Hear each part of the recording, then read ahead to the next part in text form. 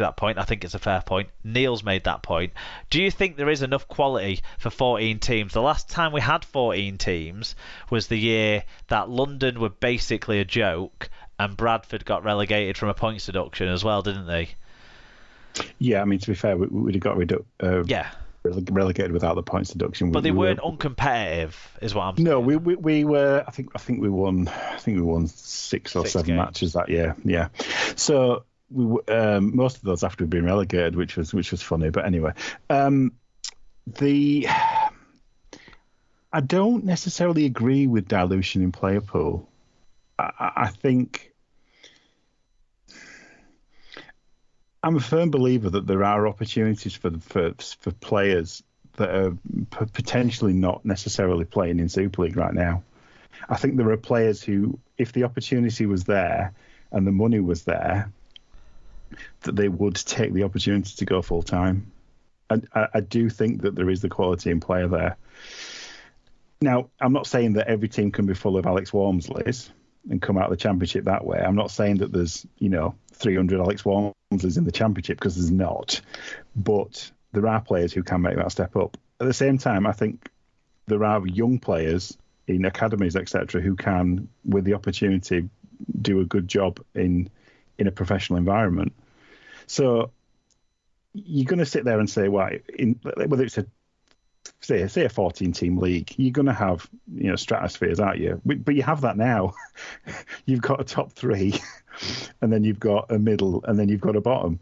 You've got the stratosphere, the stratification now as it stands. So, and it's really hard for clubs to break into winning things regularly that aren't the teams that have always done it as well. Obviously this week proves that more than ever. It's still a massive problem. Getting teams over the line to actually win trophies. I don't think there's not necessarily enough talent for 14 teams. I worry I think there's enough talent for 14 teams as long as we don't play as many games as we're playing. I think even then it'll be 27 games probably, wouldn't it? Be a 14-team league, because you'd want to keep a Magic weekend, for example. So I think you play too many games. So I think the squads are okay if you didn't play as many games. If you played 25, how many did the NRL play? Do they play 25 regular season games each? They have 26 rounds, but play 25 games, I think. I think that's right, yeah. 25. It's fixed at 25. So you're taking a handful, and plus they don't have the cup games. So you're taking 5-6 games out of a calendar there, where there's potential for more burnout, more injuries, etc. I think there are enough players. I don't think there's enough money. At the moment, that's the problem. So you can get the players to play as long as you can pay them the right amount to say that this career is worth it over going and doing something else. And that's the other side of this IMG thing for me, is that I think 2022 broadly is very positive in terms of coverage of the sport. I think Premier Sports has been a positive. I think Channel 4 has been a positive. The World Cup Emma was like 61 games live. She wasn't happy about it when they said it during the coverage. But is that how many you're watching? But that's how many are on TV. That's how many games there are in the world across the 3 World Cups. Which is amazing. Yeah, and they're all going to be on the BBC on some sort of platform, so online or on TV. But yeah, sorry, go on. No, but so there's been some very positive steps this year in terms of improving the coverage and not being a one-trick pony relying on Sky. I'd be amazed if Channel 4 weren't looking to expand coverage next year. Genuinely, I think I'd be surprised if they're not looking to expand it. We have to look to expand those kind of commercial markets, because with that comes the opportunity for more money. Yeah. But so you have to look at it as a longer term plan. But I don't think we're necessarily in a bad place for 2022 in terms of the new deals that we've signed this year. We're better off than we were.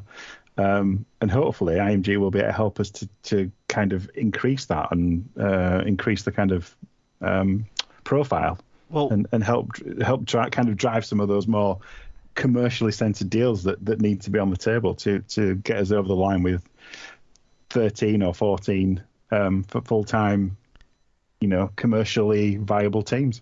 Well, our friend Neil McEwen, Widnes fan, said it should increase, but it won't, as 2 leagues of 10 is rumoured in 2024 when IMG come on board. So, I mean, IMG were already on board, but I get what you're saying, that they've talked about they're not changing until 2024, and the rumour is 2 leagues of 10, and I think the fans, the existing fan base, don't see that as a way forward. I think not just our poll, but lots of other people have said things that see it that way. But Neil's almost resigned to the fact that that's happening. Sure and Lil added a bit of mirth to the occasion. They said, is it too much to ask for a Toronto Wolfpack rebirth and an accompanying millionaire? We'll throw in a couple of girls who will market the hell out of them.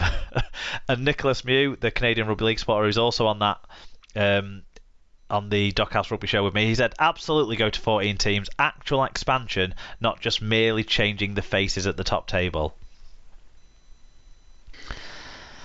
So I'm strongly in the camp of full-time teams need to be separated out from part-time teams. But then you've got a full-time team at the moment in the Championship who are 8th or 9th. So go figure. Yeah. That semi-pro versus professional is a problem. But I think teams are semi-pro in the Championship through necessity, aren't they? Yeah. More than anything else. Like, I'm sure Bradford would love to be full-time. I'm sure Halifax would like to be full time, but they can't afford to do it. There just isn't the resources to do it. There isn't the money, and there isn't the people going through the turnstiles. No, exactly. But those kind of things. Both those clubs have had big people through, big numbers through the turnstiles when success has been there, coming their way. So it's a bit of a chicken and egg situation, really. I wouldn't be too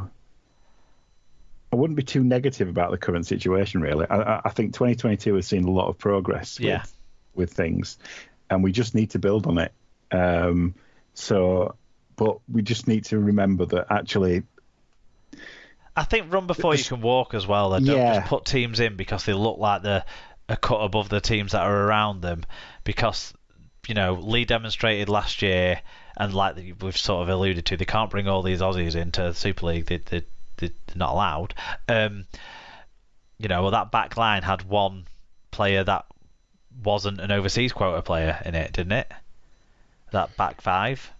And then you throw in a Pappy, you throw in a Moan, you throw in the other prop whose name comes escape. Anyway, you know where I'm going. You throw in Stone, you throw in all of that, and then it's a different kettle of fish. So all I would say is that fundamentally we could have a 30-team one league. We could do whatever we wanted, but we get preoccupied by structure, don't we? That shouldn't be IMG's priority. IMG's priority should be profile and commercial deals. Yeah. And 2020 for that, but it needs to build. We need to be putting pressure on domestic broadcasters and saying, look, Channel 4 have got all this value from it. Are you not interested in attracting this kind of audience? All that kind of stuff. That's what needs to be kind of done. Yeah. More than structure, particularly. Yep. Okay. So anyone who's got any views on any of those topics, do get in touch. We will cover them as we go through the rest of the year. We're going to move on to making some quick fire guesses for next week's games. I'm not even going to see any of next week's games because I'm away all weekend. So I won't see anything till Sunday night. So we'll make some quick fire guesses, Al. Yeah.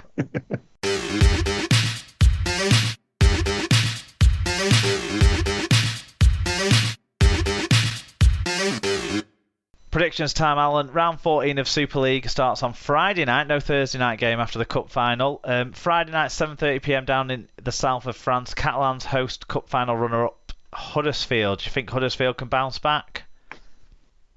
I wouldn't think that anyway against Catalan away. I think it's a tough match, whatever. But yeah, I'm going to go for Catalan. Catalan by 10. Yeah, same for me. Catalans. I'm not saying Huddersfield can't win the game. But I think it's a big ask when Catalans are rested up with the side that they have. Catalans for me. The Sky game on Friday night is Warrington versus Leeds. I think this is an interesting one. Leeds had a little bit of a bounce in the last game before the cup final break, but Warrington have had their most encouraging performance despite losing, probably. And the Leeds one from... No, Leeds owe them one from the opening day of the season, actually, the way around. I think Warrington will just edge this one. I think they've generally got the better players, so I'm giving them the credit to win this one. Yeah, me too. Warrington by 10. Okay. Saturday, 2 p.m, kick-off on Channel 4 for Castleford versus Wigan. To be honest, even without the cup final, Cass would have been confident because they've got a really good home record so far this year. It's kind of gone under the radar because they're so abysmal away from home, but they've got a really good home record. Throw in to the fact that they'll be dealing with a hungover Wigan side that'll be missing a couple of players. I don't think Thornley will play. I think he'll be out after his knee injury, even though we got through the cup final. Cuss definitely won't play. Smithies definitely won't play. I think Sam Powell's back, but I don't know that's a good thing for Wigan, but I don't think it's enough on the hangover that they've got. I'm going to go Cass by 10. Yeah, cup final hangover classic, Castleford by 8. Saturday, 5 p.m, Toulouse versus St Helens. Surely Saints aren't going to let it happen twice down in the south of France. I'm going to go Saints to win this one. Yeah, once bitten, twice shy. St Helens by 14. Sunday, 3 p.m, Hull KR versus Salford.